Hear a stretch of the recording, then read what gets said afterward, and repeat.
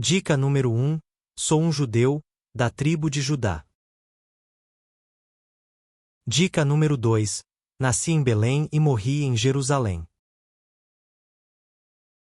Dica número 3. Une Judá e Israel. Dica número 4. Já fui pastor de ovelhas. Dica número 5. Sou uma importante figura da Bíblia Sagrada e sou o autor de muitos salmos. Dica número 6. Eu tocava a harpa. Dica número 7. Uma das esculturas mais famosas de Michelangelo leva meu nome. Dica número 8. Venci um gigante em um duelo. Dica número 9.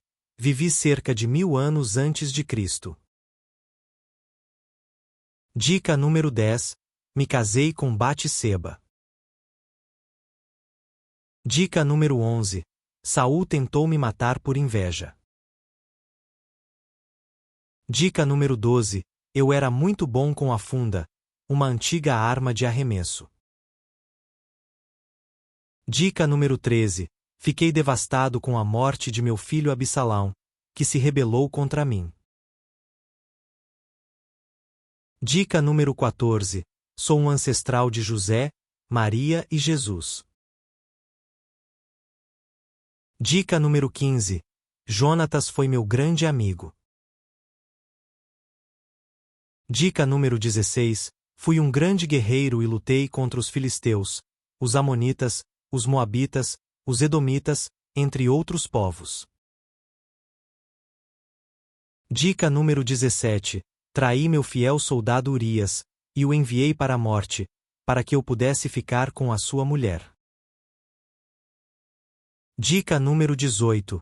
Fui rei de Israel. Dica número 19. Sou pai de Salomão. Dica número 20. Matei Golias. E aí, acertou? Parabéns para quem palpitou, Rei Davi.